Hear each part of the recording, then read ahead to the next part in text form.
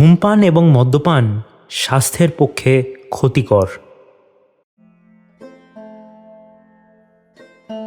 একটা গল্প পড়ছিলাম জানেন, বিভূতিভূষণ বন্দ্যোপাধ্যায় লেখা একটা ছোট গল্প, রোম্যান্স। এই গল্পটা পড়ার আগে অবধি নিয়তি জিনিসটাতে আমি খুব একটা বিশ্বাস করতাম না, কিন্তু এই গল্পটা পড়ার পর মনে হয় করতে হবে। আপনারা করেন নিয়তিতে বিশ্বাস?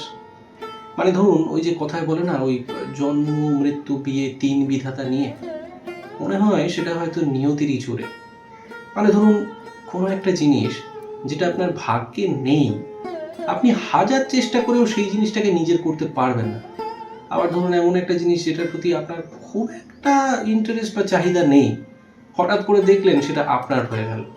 একেই বলে নিয়তি। আপনারা কি যাচাই করতে চান নিয়তি কতটা আপনাদের সাথ দিতে পারে? তাহলে আপনাদের কিন্তু শুনতে হবে এই গল্পটা, বিভূতিভূষণ বন্দ্যোপাধ্যায়ের লেখা একটা ছোট গল্প, রোম্যান্স। দিস এন্টারটেনমেন্ট ভেঞ্চার্স আপনাদের জন্য এই গল্পটি নিয়ে এসেছে। গল্প পাঠে আমি আর বাকি কিছু অন্যান্য চরিত্র আমাদের চ্যানেলের কিছু সদস্যরা করেছে। চলুন তাহলে শোনা যাক গল্প, বিভূতিভূষণ বন্দ্যোপাধ্যায়ের লেখা রোম্যান্স। সেদিন ক্লাবের সান্ধ্য আড্ডায় প্রথম কথাটা তুলল সমীর। তার মতে, প্রেম, রোম্যান্স, বিরহ ওসব হলো নিছক নোবেলিয়ানা। এইসব কেবল উপন্যাসের পাতায় সস্তা বিনোদনের জন্যই ঘটে। বাস্তব কঠিন জীবনে ওসবের কোনো অস্তিত্বই নেই। ঠিক ঠিক, একদম ঠিক। তাতে সুধীরও যোগ দিল। ক্রমে ক্রমে বাকি সবাই সমীরের মতেই সায় দিল। ঠিক সেই সময়ই ক্লাবের বেয়ারা চা দিয়ে গেল। চা খেতে খেতে আমাদের গল্পের ধারা শীঘ্রই এসে টেনিস খেলায় পৌঁছল। অন্য সব দিনের মতোই ঘরের কোণে ব্রিজ টেবিলের আড়ালে আলোয়ান মুড়ি দিয়ে আরাম কেদারায় টান হয়ে শুয়েছিলেন রমেনবাবু। এতক্ষণ পর্যন্ত কোনো তর্কেই তিনি যোগ দেননি, বিশেষ কোনো কথাও বলেননি। চায়ের কাপে একটা বড় চুমুক দিয়ে একটু তাজা হয়ে নিয়েই তিনি বললেন,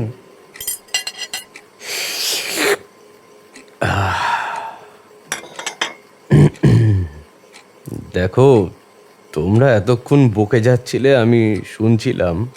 কথা কইনি বটে, কিন্তু যখন কথাটা উঠেছে তখন বলি শোনো, রোম্যান্স আছে এবং খুবই আছে।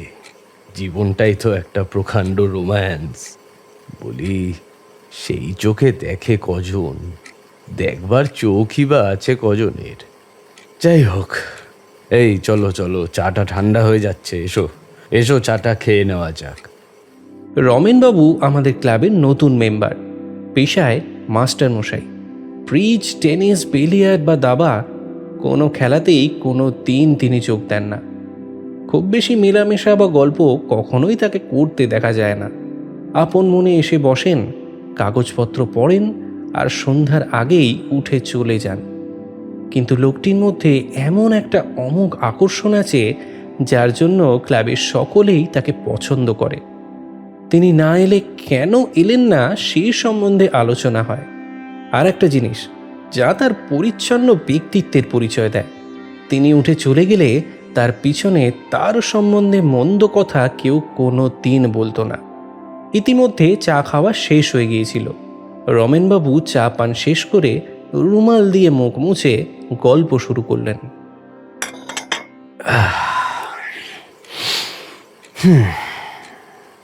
বছর কয়েক আগে বুঝলে, আমি তখন একটা স্বদেশি ব্যাংকের শেয়ার বিক্রি আর প্রচারের কার্যে প্রথমবার ঢাকা যাই। সময়টা শীতের শেষ হলেও কলকাতার তুলনায় সেখানে তখন ভারী চমৎকার শীত।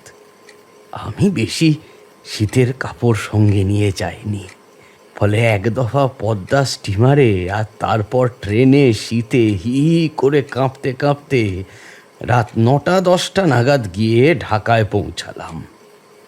আমাদের ব্যাংকের একজন ডিরেক্টর ঢাকা শহরের এক ভদ্রলোকের নামে একখানা পরিচয়পত্র দিয়েছিলেন। ইনি শহরের একজন বড় জাঁদরের উকিল। না না, তার নাম এখানে করার কোনো আবশ্যক নেই। তার বাসায় গিয়ে উঠব এমন কথাই ছিল।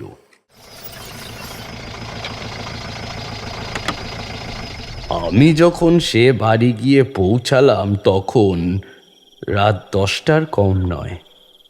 বেশ চমৎকার জোছনা রাত। মস্ত কম্পাউন্ডের বাঁদিকে ফুলবাগান, জাফরিতে মাধবীলতা এঁকে বেঁকে উঠেছে। আলো আধারে পাতার আড়ালে বড় বড় ব্ল্যাক প্রিন্স গোলাপ ফুটে রয়েছে। এইসব গাড়িতে বসেই কৌতূহলের সঙ্গে চেয়ে চেয়ে দেখছিলাম। গাড়ি থেকে নামতেই একজন হিন্দুস্তানি দারোয়ান রুটি সেঁকা ফেলে গাড়ির কাছে এসে সেলাম করে দাঁড়ালো।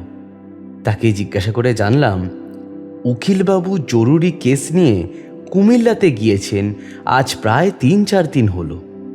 বাড়ি ছাড়া কবে আসবেন তার কোনো ঠিকই নেই।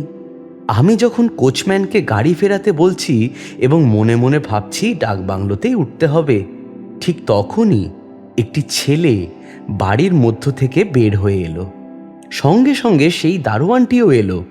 সে যে ইতিমধ্যে কখন বাড়ির মধ্যে ঢুকেছিল সত্যি বলতে আমি খেয়ালই করিনি।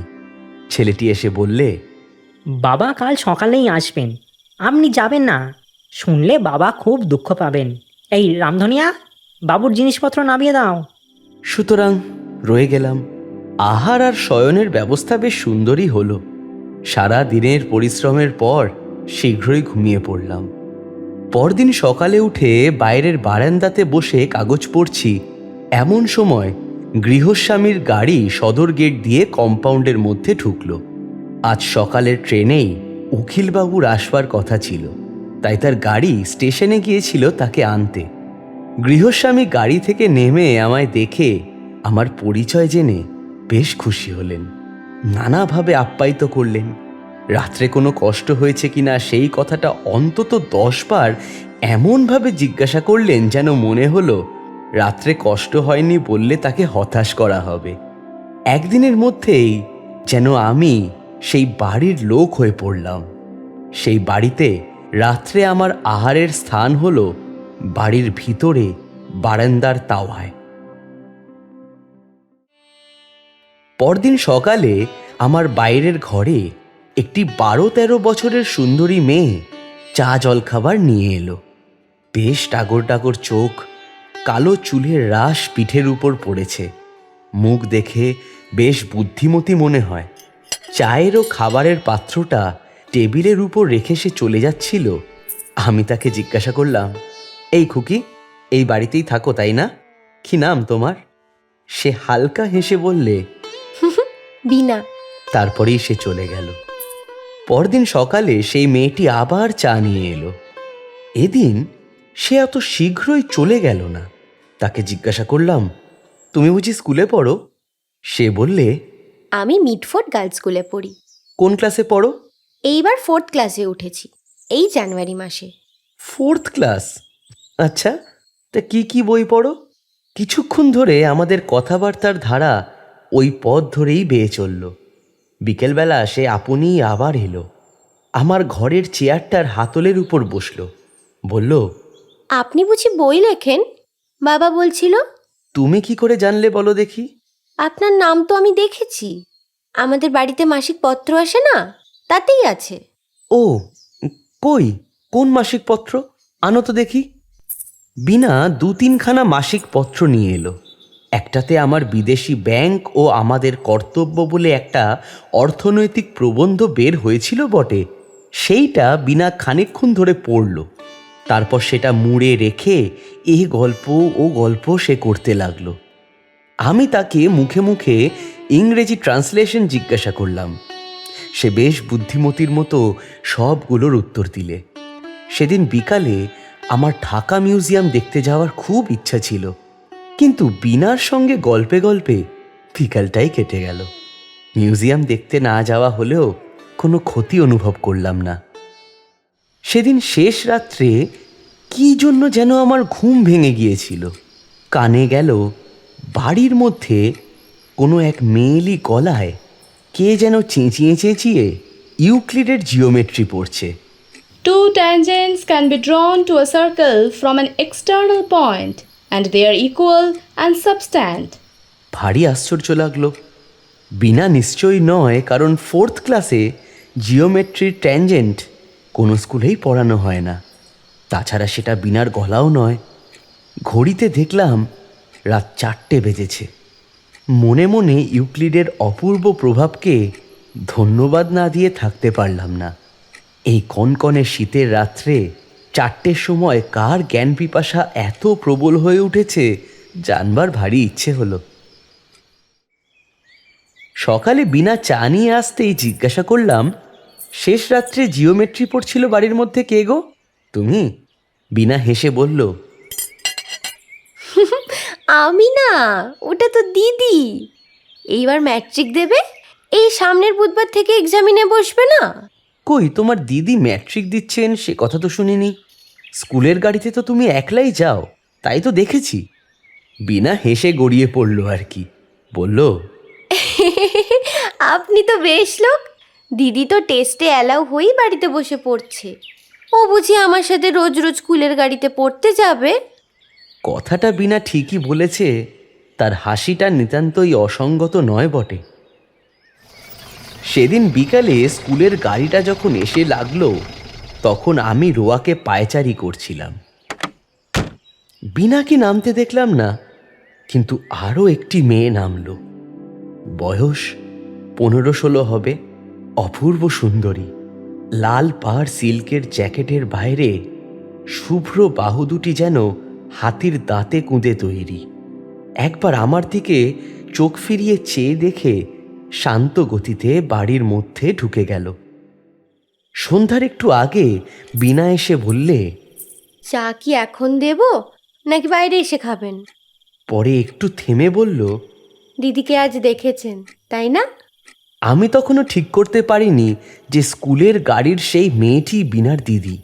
পূর্বেই বলেছি, বিনা ভারী বুদ্ধিমতী মেয়ে। সে আমার মুখ দেখেই ব্যাপারটা বুঝে নিয়ে বলল, আজ বিকেলে স্কুলের গাড়ি থেকে যে নামলো ওই তো দিদি। আমি তো আজ স্কুলে যাইনি, দিদি রিসিট আনতে স্কুলে গিয়েছিল। পরে সে ফিসফিস করে বললে, দিদি আমাকে জিজ্ঞাসা করছিল বাইরের ঘরে ওই ভদ্রলোকটি কে রে? মনে মনে আমার একটু অভিমান হলো। বড় মানুষের মেয়ে বটে, সুন্দরীও বটে, কিন্তু আজ 6-7 দিন ধরে যে আমি তার বাপের বাড়ির বৈঠকখানায় একখানা চেয়ার টেবিলের মতো বাইরের ঘরের এক কোণে পড়ে আছি, এতদিনের মধ্যে এ হতভাগ্যের সম্বন্ধে সেই সংবাদটুকুও কি তার কর্ণগোচর হয়নি? দিন 2 কেটে গেল। এই কয়দিন আমি নিজের কাজে ব্যস্ত হয়ে যথেষ্ট ঘোরাঘুরি করলাম, তাতে ঠিক সময় স্নানাহার হয়ে উঠত না কোনো দিনই। সুতরাং বিনার সঙ্গে দেখা হওয়ারও সময় হতো না। তৃতীয় দিন সকালে বার হয়ে সন্ধ্যার কিছু আগে ফিরে এলাম। বারান্দাটাতে বসে একটু বিশ্রাম করছি। অপ্রত্যাশিতভাবে বিনা ঘরে ঢুকে হাসি মুখে বলল, ঠাকুর 2 বার আর আমি 2 বার আপনাকে ডাকতে এসে ফিরে গিয়েছি। আপনার কি খিদে তেষ্টা কিছুই পায় না? কোথায় ছিলেন সারাটা দিন? আমি কোনো কৈফিয়ত দেওয়ার আগেই সে আবার বলে উঠল, হাত মুখ ধুয়ে ফেলুন, আপনার চা নিয়ে আসি। বাবা এখনো কাছারি থেকে ফেরেননি, গরম জলটা চড়ানোই আছে। অল্প পরেই সে চা নিয়ে এসে অভ্যস্তভাবে সামনে চেয়ারটার হাতলের উপর বসল এবং অনর্গল বকে যেতে লাগলো। সব কথার উত্তর পাবারও প্রত্যাশা সে রাখে না, আপনিই বেশ বলে যেতে পারে। বলল, ভারী মজা হয়েছে আজকে। আমি আপনার একটা লেখা দিদিকে দেখিয়ে বললাম, পড়ে দেখো তো দিদি।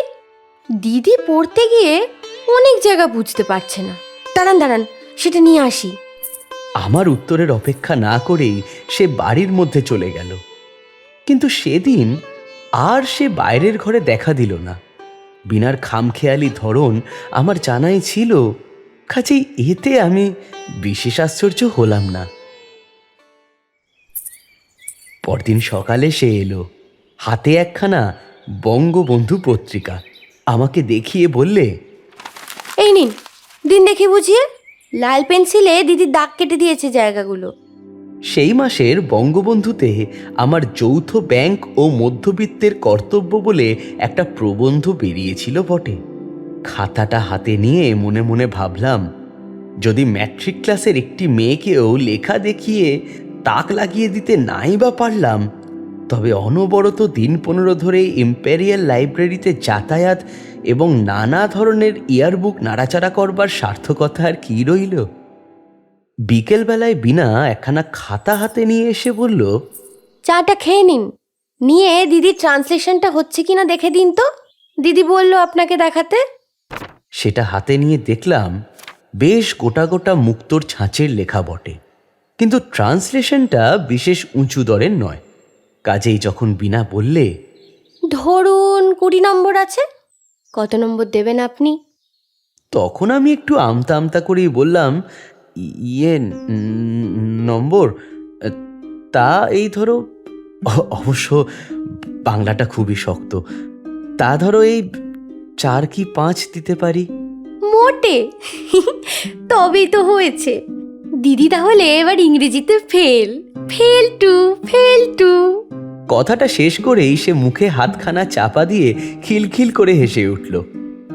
আমি একটু অপ্রতিভ হয়ে বললাম, না না, ফেল হবে কেন, আর একটা সোজা দেখে করলেই হবে, এটা বেজায় শক্ত কিনা। বিকেলে এসে বিনা বলল, দিদি বলল আপনাকে রোজ তার ট্রান্সলেশন দেখে দিতে হবে, পারবেন তো? আরে পারবো, খুব পারবো, নিয়ে এসো না কাল থেকে, কেন দেখে দেব না। সেদিন থেকে আমার কাজ হলো রোজ রোজ এক রাশ করে ইংরেজি ও বানানের ভুল সংশোধন করা। বেশ হাতের লেখাটা, কিন্তু খাতার শেষে গোটা গোটাভাবে আমার নেপথ্যবর্তিনী ছাত্রীটির নাম লেখা থাকত, প্রতিমা দেবী।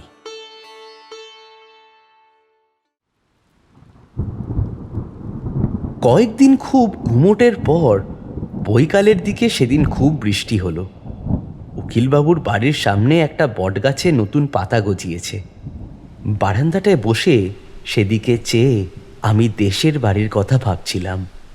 কতদিন যাইনি, কাজের খাতিরে বিদেশে বিদেশে বেড়াতে হয়, তবুও যখন নববর্ষা নামে বৃষ্টি সজল বাতাসে এখান থেকে 300 মাইল দূরের সেই গ্রামখানির ভিজে মাটির গন্ধ যেন ভাসিয়ে আনে। মনে হয় আমার ছোট ভাই অন্তু হয়তো এতক্ষণ আমাদের উঠোনের বৃষ্টির জলে কাগজের নৌকা ভাসিয়ে খেলা করছে, গোসাই কাকাদের বৈঠকখানাতে এতক্ষণ তাদের মজলিস বসেছে। তখন মন বড় খারাপ হয়ে যায়, ইচ্ছে হয় চাকরি বাকরি ছেড়ে দিয়ে বাড়িতে গিয়ে উঠি। উকিলবাবু দিন কয়েক রক্তাধিক্যের অসুখে ভুগে বাড়ির মধ্যেই ছিলেন, কাছারিতে যাননি। ঝড় বৃষ্টি থামার পরে বারান্দাতে এসে আমার পাশে একটা আরাম কেদারায় বসে নানান গল্প করতে লাগলেন। বেশ অমায়িক স্বভাবের ভদ্রলোকটি বললেন, কদিন আপনার খোঁজ করতে পারিনি, কোনো অসুবিধা হয়নি তো আপনার? প্রতিমা বলছিল আপনি ওর ট্রান্সলেশন রোজ দেখে দেন, কিরকম বুঝছেন বলুন তো? পাসটা করবে তো? ইংরাজি তেমন জানে না। যদি কিছু না মনে করেন তবে আপনাকে একটা অনুরোধ করি, মেয়েটাকে একটু দেখবেন আপনার সময় মতো। অন্য কিছু না, শুধু ওই ইংরাজিটা দেখে দিলেই হবে। ওর মাস্টার ছিল জানেন, হঠাৎ মা মারা যাওয়াতে বেচারি জানুয়ারি মাসে বাড়ি চলে গেল, আর এলো না। অবশ্যই যদি আপনার আপত্তি থাকে। তবে আমাকে এই বিষয়ে রাজি করাতে তার যতটা বাক্য ব্যয় করার প্রয়োজন ছিল তিনি তার চেয়ে বোধহয় একটু বেশিই করলেন। তারপর দিন 2 কেটে গেল। প্রতিমা রোজ বিকেলে নয় দুপুরে খাতা নিয়ে এসে বসে, সঙ্গে থাকে বিনা, কোনো দিন সেও থাকে না। ধরনটি ওর ভারী মিষ্টি, অথচ ওর মধ্যে এমন একটা স্বাভাবিক গাম্ভীর্য আছে যা অবাধ পরিচয়ের পথে একটা সহজ ব্যবধানের সৃষ্টি করে। সেদিন প্রতিমা এসে সামনের চেয়ারখানিতে বসল। ট্রান্সলেশন দেওয়ার পরে সে মুখ নিচু করে বললে, আমি এটা পারবো না, বদলে দিন। এ আর কি এমন শক্ত, করেই দেখো না, খুবই সোজা। সে পুনরায় সেইভাবেই বলল, না, আমি পারবো না, এটা আপনি বদলে দিন। যে সুরে কথাটা বলল সেটা অতি শান্ত এবং মৃদু হলেও মনে হলো এরপর আর তর্ক করা চলে না। বদলে দিলাম বটে, ভাবলাম মেয়েটি একটু একরোখা ধরনের। পড়াশোনা শেষ করেই প্রতিমা খাতাপত্র উঠিয়ে নিয়ে চলে গেল। একটু পরে বিকেলের দিকে আবার খুব ঝড় বৃষ্টি নামলো।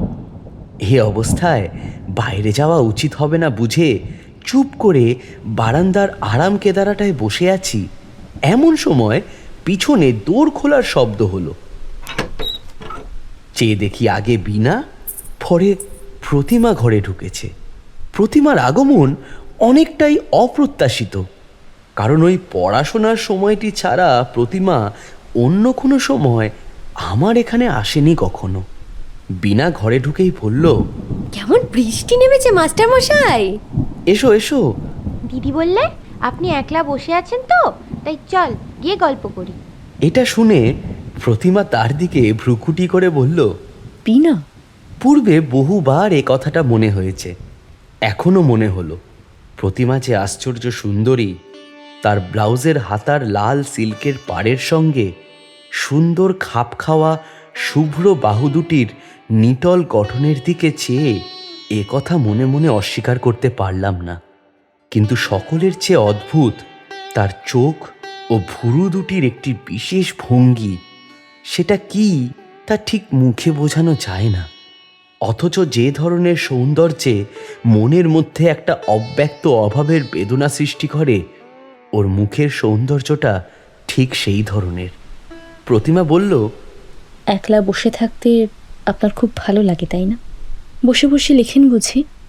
উফ, কি শক্ত লেখাই না লিখেছেন।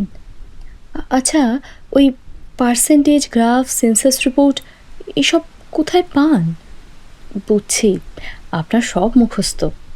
আরে না না, মুখস্থ কি আর থাকে, ওসব লাইব্রেরিতে গিয়ে বই দেখে লেখা। অত মুখস্থ থাকলে একটা সচল ইয়ারবুক হয়ে উঠবো যে। আচ্ছা, আপনার দেশ কোথায়? হ্যাঁ, সে অনেক দূর, বর্ধমান জেলা। তোমার জিওগ্রাফি আছে ম্যাট্রিকে? জিওগ্রাফি না থাকলেও বর্ধমান জেলা জানি। আমাদের ক্লাসে জিওগ্রাফিতে বর্ধমান জেলার কথা আছে। আপনাদের দেশে খুব ধান হয় আর খুব কয়লার খনি আছে, তাই না মাস্টার মশাই? কয়লার খনি নেই এমন নয়, তবে একটু পশ্চিম ঘেঁষে। প্রতিমা বললে, কয়লা খনি দেখেছেন আপনি? আচ্ছা, ও কি করে হয়? কয়লার খনির উৎপত্তির কথা এসে পড়াতে স্বভাবতেই অনেক কথা মনে পড়ল। পৃথিবীর আদিম জন্মকথা, নেবুলা, স্তরভাগ, বিভিন্ন যুগবিভাগ, সূর্য ও প্রাণীজন্মের ইতিহাস, জীবাত্মা ও বিলুপ্ত অতিকায় জীবদের বিবরণ ইত্যাদি। একদিকে প্রতিমার সৌন্দর্য, অন্যদিকে এই সব মহিমাময় বৈজ্ঞানিক রোম্যান্স যেন একদিকে শাশ্বতী নারীর কমনীয়তা, অন্যদিকে পুরুষের বিশাল প্রসারতা আর উদার কল্পনার প্রতীক। প্রতিমা খুব মন দিয়ে শুনছিল এবং মাঝে মাঝে এ প্রশ্ন ও প্রশ্ন জিজ্ঞাসা করছিল। শেষ হয়ে গেলে বলল, আমি এসব কথা শুনিনি তো কোনোদিন, স্কুলে কেউ তো বলে না। ওরা চলে গেল। বাইরে গিয়েই আমার কানে এলো প্রতিমা বিনাকে নিচু গলায় শাসনের সুরে বলছে, ওরকম মাস্টারমশাই বলছিলি কেন বিনা? ভারী খারাপ শোনাচ্ছিল কানে। উনি কি আমাদের মাইনে নিয়ে পড়ান? কয়েকদিন পরে হঠাৎ আমি কলকাতায় ফেরবার জরুরি তার পেলাম অফিস থেকে। পরদিন সকালে বিছানাপত্র বাঁধা ছাদা চলছে, বিনা এসে বলল, আপনার আর যাওয়া হবে না। এই ভরা অমাবস্যা মাথায় নিয়ে বুঝি কেউ বাড়ি থেকে বেরোয়? দিদি বলে দিলে মাস্টার মানে রমেনবাবুকে বারণ করে আয়, কাল যাবেন। এখন খুলুন বিছানা। সেদিন অমাবস্যা কাটবার কথা ছিল না, সুতরাং বিছানাপত্র আবার খুলতে হলো। পরদিন সকালে একটা কাণ্ড ঘটল। 10টার গাড়িতে আমি যাব, উকিলবাবু আমার সঙ্গেই যাবেন। তার কি কাজ আছে ফরিদপুরে। নারায়ণগঞ্জ থেকে এক স্টিমারেই আমরা যাব। সকালে দুজনে একসঙ্গে মাঝের বারান্দাতে খেতে বসেছি। হঠাৎ উকিলবাবু প্রতিমার উপর বেশ রেগে উঠলেন। আজকে রান্নাবান্নার ভার তারই উপর বুঝি উকিলবাবু দিয়েছিলেন। সে একটু বেলায় আরম্ভ করিয়েছে ঠাকুরকে দিয়ে। এই তুচ্ছ বিষয় নিয়ে, বিশেষ করে আমি সেখানে একজন বাইরের লোক, আমার সামনে মেয়েকে এমন রূঢ় ও অপ্রীতিকর কথাবার্তা বললেন, যাতে করে আমি অত্যন্ত সংকোচ বোধ করলাম। আমার দিকে চেয়ে তিনি বলতে লাগলেন, দেখলেন রমেনবাবু, দেখলেন আজকালকার মেয়েদের কি অবস্থা? আমি ওকে কাল রাত থেকে বলছি সকালে আমরা যাব, যেন সব ঠিকঠাক থাকে। দেখেছেন কাণ্ডখানা? বলি এটা কি ঝোল নাকি ছাই? এর নাম ঝোল না। আমি সত্যি বলছি রমেনবাবু, আমি আজকালকার ও সব বিবি সাজা টাজা একেবারে পছন্দ করি না, একেবারেই না। খুব হয়েছে পড়াশুনো, আর দরকার নেই, একদম দরকার নেই। আমার সামনে এসব কথা হওয়াতে হয়তো নেপথ্যবর্তিনী প্রতিমা লজ্জায় অপমানে ভেঙে পড়তে চাইছিল। কেননা আমি সম্পূর্ণ বাইরের লোক। তিরস্কারের পর সে আর আমাদের সামনে পরিবেশন করতে পেরোলো না। অত্যন্ত ভারী মন নিয়ে নিজের নিচের ঘরটিতে ফিরে এলাম। একটু পরেই বিনা চায়ের কাপে 1 কাপ দুধ নিয়ে এসে বলল, নিন, দুধ মিষ্টি খেয়ে নিন। দুধ মিশ্রি? কেন বলো দেখি। আমাদের বাড়িতে নিয়ম আছে, বাড়ি থেকে কেউ কোথাও যাওয়ার সময় তাকে দুধ মিষ্টি দিতে হয়। উপরের ঘরে বাবাকে দিয়ে এলাম, আর দিদি বলে দিলে রমেনবাবুকেও দিয়ে আয় বাইরের ঘরে। গত 3 দিন প্রতিমার সঙ্গে আমার দেখা হয়নি। আজ এইমাত্র খাবার সময় দেখা হয়েছিল, তাও অতি অল্পক্ষণের জন্য। যাবার সময়ও দেখা হলো না। শুধু বিনাই বিছানাপত্র গাড়িতে ওঠাবার সময় কাছে কাছে ছিল। আমার মনে কয়েকদিন ধরে একটা খটকা ঘুরছিল। আমি জিজ্ঞাসা করলাম, বিনা, আচ্ছা একটা কথা বলি, তোমার মাকেই তো দেখতে পাইনি কোনোদিন, তিনি কোথায়? আমার মা 1 মাস হলো মামার বাড়িতে গিয়েছেন, ছোট মামার বিয়েতে। এই বুধবার আসবেন। আর দিদির তো মা নেই, দিদি ছেলেবেলাতেই। প্রতিমা তোমার আপন বোন নয়? বিনা ঘাড় নেড়ে হেসে বলল, ভারী লোক তো আপনি, এতদিন আছেন তাও জানেন না বুঝি? আপনার মন থাকে কোথায়? একদিন তো আপনার সামনে এই কথাটাই হয়েছে। কবে পূর্বে কথা উত্থাপিত হয়েছিল মনে না হলেও এতদিনের একটা খটকা আজ আমার কাছে পরিষ্কার হয়ে গেল। তাই বিনা ও প্রতিমার মুখের গড়নে এতখানি তফাৎ। কথাটা অনেকবার মনে হলেও ঠিক কিছু ধারণা করে উঠতে পারিনি এতদিন। অত্যন্ত অন্যমনস্কভাবে উকিলবাবুর সঙ্গে তার গাড়িতে উঠে বসলাম। আজ কয়েকদিনের তো জানাশোনা, কিন্তু চলে যাওয়ার সময় মনে হতে লাগলো প্রথম এসে এই অপরিচিত লোহার গেটের মধ্যে যখন আমার ঠিকা গাড়ি ঢুকেছিল, সেদিন আজ অনেক দূরে পিছনে পড়ে গিয়েছে। আজ এই বাড়ির প্রতি জিনিস, ওই পাতাবাহারের গাছটা, বাইরের উঠোনের ওই পুরনো ইদারাটা, সবটা যেন হঠাৎ বড্ড প্রিয় হয়ে উঠেছে। যেন নীড়হারা বিহঙ্গ নিঃসম শূন্যে মুক্ত পক্ষে উঠতে উঠতে কোথায় নীড়ের সন্ধান পেয়েছিল। সে নীড়ে তার কোনো দাবি দাওয়া ছিল না, শুধু মনের মধ্যেকার একটা অনির্দিষ্ট নির্ভরতার ভাব সেই মিথ্যা অধিকারের কথাটা স্মরণ করিয়ে দিত মাত্র। তাই আজ ছেড়ে যাওয়ার বাস্তবতার সঙ্গে দ্বন্দ্বে তার নিজের কাছে পরিস্ফুট হয়ে উঠেছে যে সে অধিকারের বার্তাটা কতটা অসঙ্গত আর ভিত্তিশূন্য। দেশে ফিরে অল্প কিছুদিন থাকবার পরেই কয়েক মাস একরকম কেটে গেল।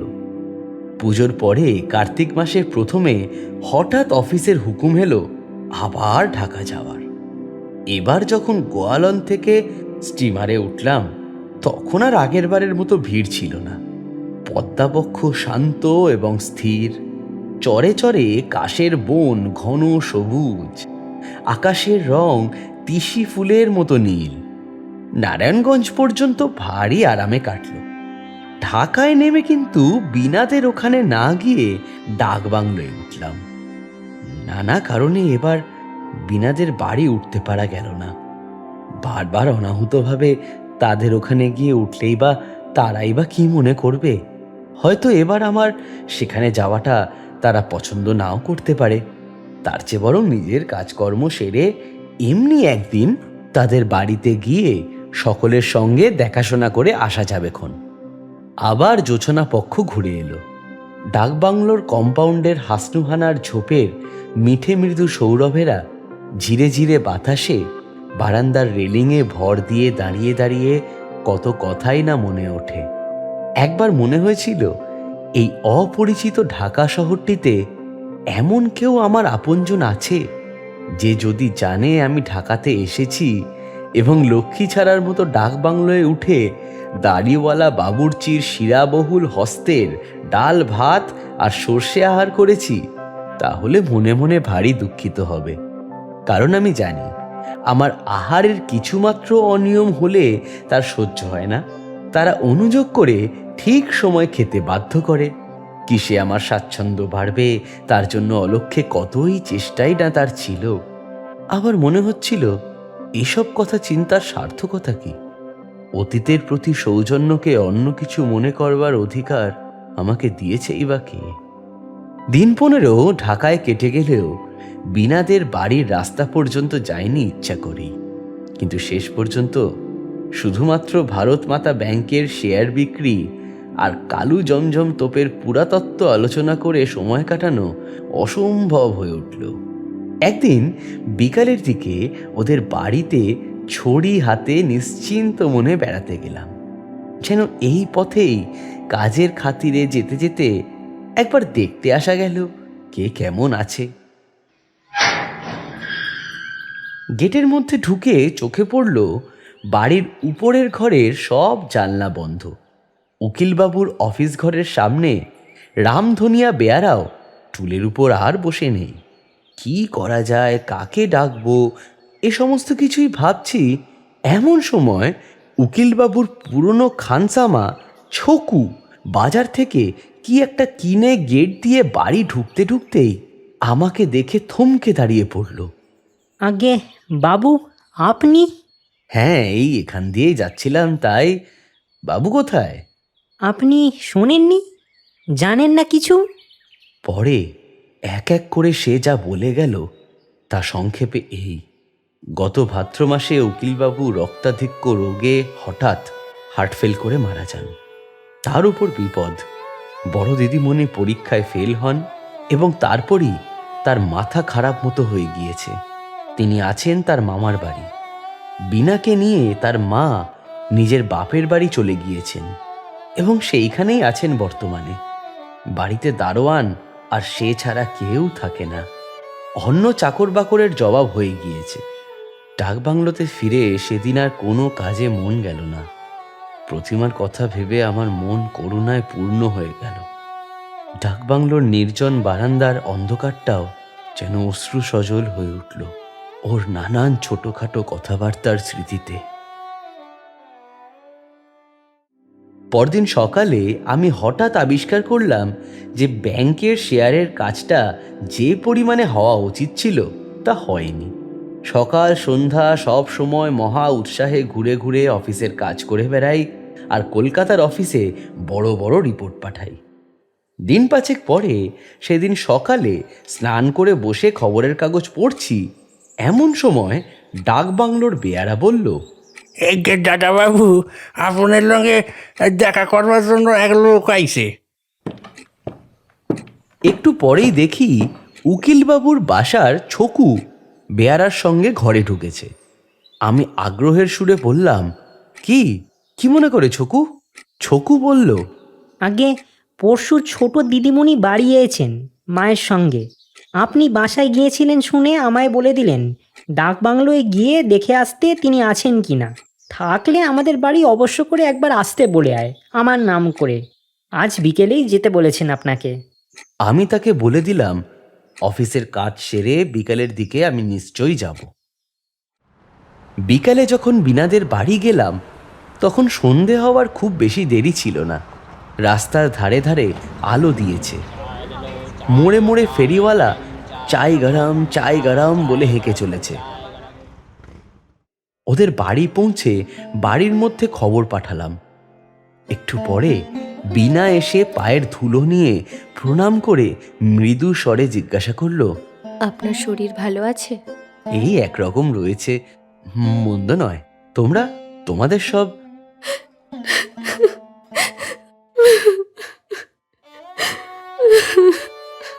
বিনার চোখ দিয়ে ঝরঝর করে জল পড়তে লাগলো। কথাটা জিজ্ঞাসা না করাই বোধহয় উচিত ছিল। সান্ত্বনাসূচক কতগুলো মামুলি কথা বলে হানারির মতো বসে রইলাম। কিন্তু ওই জন্যই তো আমি বিনাকে ভারী পছন্দ করি। এত অল্পক্ষণের মধ্যে সে নিজের দুর্বলতাটুকু সামলে নিল যে তাকে আমি মনে মনে সাধারণ মেয়েদের চেয়ে উচ্চ আসনে স্থান না দিয়ে পারলাম না। চোখ মুছে নিয়ে বলল, আপনি এসে উঠেছেন কোথায়? ডাকবাংলোয়। আচ্ছা, এইবার তো আমরা এসেছি, জিনিসপত্র নিয়ে এখানে চলে আসুন কাল সকালেই। বিনা এমন হুকুমের স্বরে কথাটা বলল যে হঠাৎ তার প্রতিবাদ করা অসম্ভব হয়ে উঠল। অন্য কথা তুলে সেটা চাপা দেওয়ার জন্য নানা অনাবশ্যকীয় কথা উঠালাম, যেন প্রধানত সেইগুলো জানবার আগ্রহেই আমি এতটা পথ হেঁটে এসেছি। শেষে বললাম, আচ্ছা, প্রতিমা কোথায়? প্রশ্নটা অনেকবার মুখে এলেও এতক্ষণের মধ্যে কি জানি কেন একবারও মুখ ফুটে জিজ্ঞাসা করে উঠতে পারিনি। বিনা বলল, দিদি এখনো সারেনি। বড় মামা বাবু সঙ্গে করে চুনার নিয়ে গেছেন, সেখানেই আছেন। কেবল আপন মনে বসে বসে কি একটা ভাবে, এছাড়া আর কোনো খারাপ লক্ষণ নেই। কিন্তু খায় না, দায় না, শুতেও চায় না, বেড়াতেও যেতে চায় না। কেবল দিন রাত বসে বসে কি ভাবছে, ওই তার রোগ। পরীক্ষায় পাশ না করেই বোধহয় এমন। শুধু পরীক্ষায় পাশ নয়, সে অনেক কথা। আপনাকে বলতে আর কি, আপনি তো ঘরের লোক। দিদি পরীক্ষা দেওয়ার পর বাবা তার একটা সম্বন্ধ ঠিক করলেন চট্টগ্রামে। উকিল, হাতে পয়সাও আছে, কিন্তু পাত্রের বয়স 40-এর ওপর। দিদি সব শুনেছিল, কিন্তু কিচ্ছু বলেনি। মা কত বোঝালেন, বাবা আর ইদানিং কেমন জানি হয়েছিল। দিদিকে একেবারে বিষ নজরে দেখতেন। দিদি খবরের কাগজ দেখে কোথাকার স্কুলে মাস্টারির দরখাস্ত করে, চাকরিও পায়। কিন্তু বাবার হাতেই তাদের চিঠিটা এসে পড়ে। তারপর সে কি অপমান আর সে কি কাণ্ড। তারপরই পরীক্ষায় ফেল হলো, সে আর এক কাণ্ড। বাবা হঠাৎ মারা না গেলে বিয়েটা ঠিকই হতো। এসব গোলমালেই তো দিদি কেমন যেন হয়ে গেল। চিরকালের ভারী অভিমানী সে। দিদির কোনো দোষ ছিল না জানেন। সে যে মাস্টারির দরখাস্ত করেছিল, সে শুধু অপমানের জ্বালায় জ্বলে আর থাকতে না পেরে। তারপর বিনা আমায় বসতে বলে তাড়াতাড়ি বাড়ির মধ্যে চলে গেল এবং কিছুক্ষণ পরে পুরনো দিনের মতো নিজের হাতে চা আর ঝিয়ের হাতে জলখাবারের রেকাবি আর জলের গ্লাস নিয়ে ঘরের টেবিলে রেখে বলল, আসুন দেখি, খেয়ে দেখুন তো চাটা। তবে সে কি আর আপনার ডাকবাংলোর বাবুর্চির মতো হয়েছে? বিনা আগেকার চেয়েও সুশ্রী আর মাথায় বেশ বড় হয়ে উঠেছে। তবে ওর ধরনগুলো আগের মতো একটুও বদলায়নি। বেশ লাগে ওকে। উঠবার সময় বিনা বলল, কিন্তু কাল সকালে আপনি আসবেন তো? আমি মাকে বলেছি, আপনি না এলে ভারী রাগ করব কিন্তু বলে দিচ্ছে। কালকে রঘুমিশিরকে সকালে ডাকবাংলোয় পাঠিয়ে দেব। আমি তাকে বুঝিয়ে বললাম, এবারকার অফিসের কাজ শেষ হয়েছে, বেশি দিন আর ঢাকায় থাকতে হবে না। অল্প দিনের মধ্যেই কলকাতায় যেতে হবে, বরং এর পরের বার যখন আসবো, ইত্যাদি ইত্যাদি। বিনা কিন্তু কিছুতেই শুনল না। তার মনেও বেশি কষ্ট দিতে পারলাম না। রাজি হয়ে বললাম, আচ্ছা তাই হবে এখন, তবে একটু দেরি হবে হয়তো। এই বেলা 9টার সময় আসবো। বিনা খুব খুশি হয়ে বলল, আপনার সেই ঘরটাতেই থাকবেন। সকাল 8টার আগে আমি রঘুমিশিরকে পাঠিয়ে দেব। চলে আসবার সময় আবার ডেকে বলল, এই যে শুনুন, সকালে চা খেয়ে আসবেন না যেন, এখানে এসে খাবেন। ডাকবাংলোয় ফেরবার পথে সেদিন একটা সত্য আমার কাছে বেশ পরিস্ফুট হয়ে উঠল। হঠাৎ বিনারা আমার বড় আপন হয়ে উঠেছে অল্প দিনে। যে উপকরণে গাঁথুনি পাকা শক্ত হয়ে ওঠে, ওদের দিক থেকে অন্তত তার কোনো কার্পণ্য ছিল না। মানুষের সঙ্গে মানুষের এমন সহজ সম্পর্ক, আদান প্রদান যে জীবনের কত বড় সম্পদ, তা অনেক স্থলেই আমরা বুঝি না বলে সকল সম্বন্ধকে ছোট করে দেখতে শিখি। মেয়েরা এটা কেমন সুন্দরভাবে পারে, ওদের চরিত্রগত সেবা প্রবৃত্তি আর মুগ্ধ মনের সৌন্দর্য জগৎকে যে কত দিক থেকে মঙ্গল ও কল্যাণ ভরে রেখেছে তার বাস্তবতা সেদিন নির্জন ডাকবাংলোর বারান্দায় বসে মনে প্রাণে অনুভব করলাম। সকল কথা বুঝিয়ে বলা যায় না। শুধু নক্ষত্র দল যখন অনন্ত অন্ধকারের মধ্যে কাঁপে, রাত্রি অপূর্ব রহস্যময় হয়, নৈশ পাখির ডাক দূর থেকে ভেসে আসে, মনের মধ্যে নাম না জানা উল্লাসে সেই সত্যটুকু নিজের কাছে পরিস্ফুট হয়ে ওঠে। ডাকবাংলোয় ফিরে দেখি আমার এক পুরনো বন্ধু আমার জন্য অপেক্ষা করছেন। তিনি ইন্স্যুরেন্সের দালাল, নারায়ণগঞ্জে কাজে এসেছেন এবং সেখানেই আছেন। তার নামে একটা মানি অর্ডার এসেছে, কিন্তু সেখানকার পোস্টমাস্টার তাকে চেনে না। তাকে শনাক্ত করবার কেউ সেখানে নেই বলে টাকা পাচ্ছেন না। এদিকে তার হাতে টাকা পয়সাও নেই। এখন কি করা যায়? খুব ভোরে ট্রেনে বন্ধুকে নিয়ে নারায়ণগঞ্জে রওনা হলাম।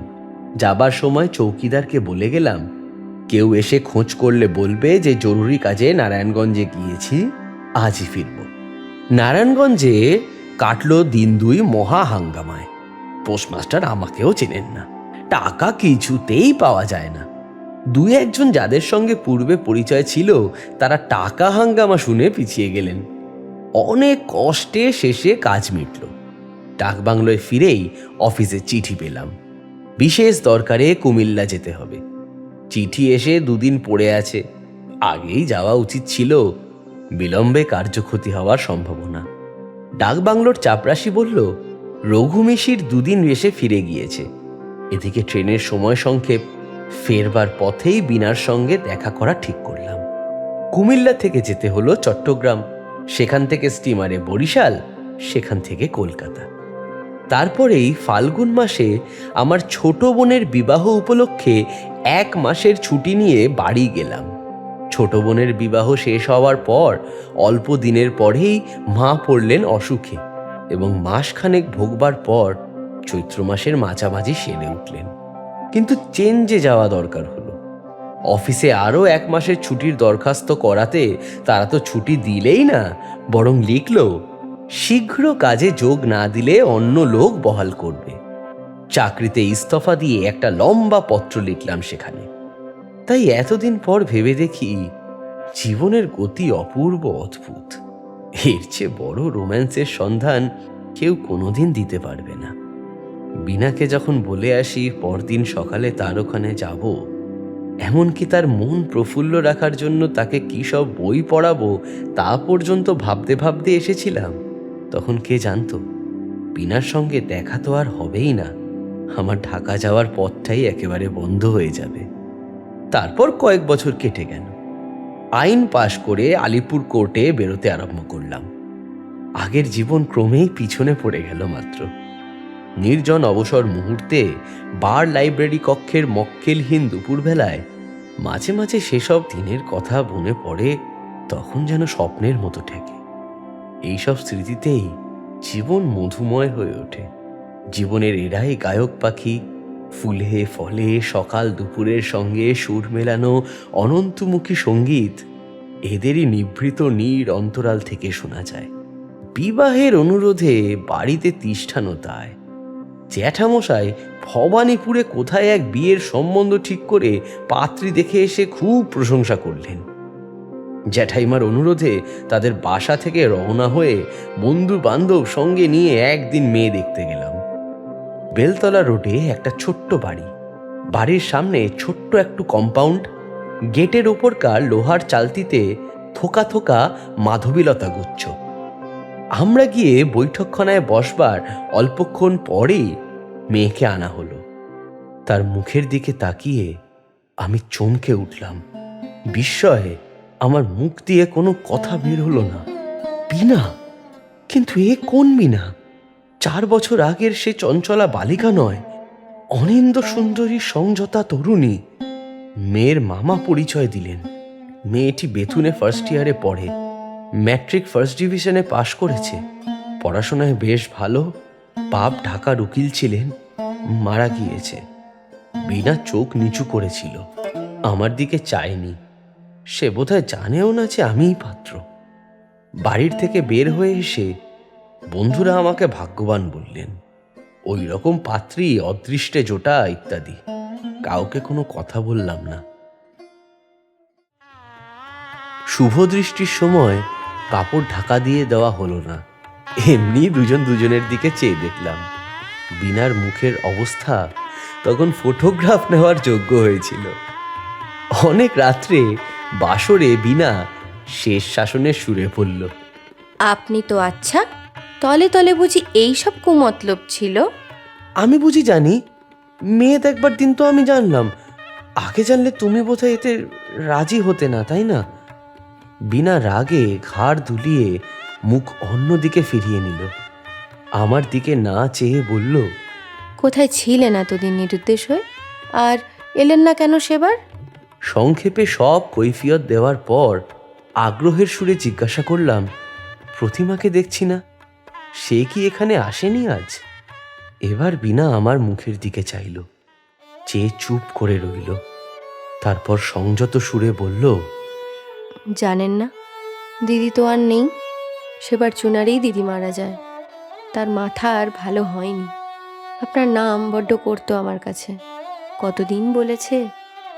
এটা শোনার পর আমার আর কিছু উত্তর দেবার মতো ছিল না।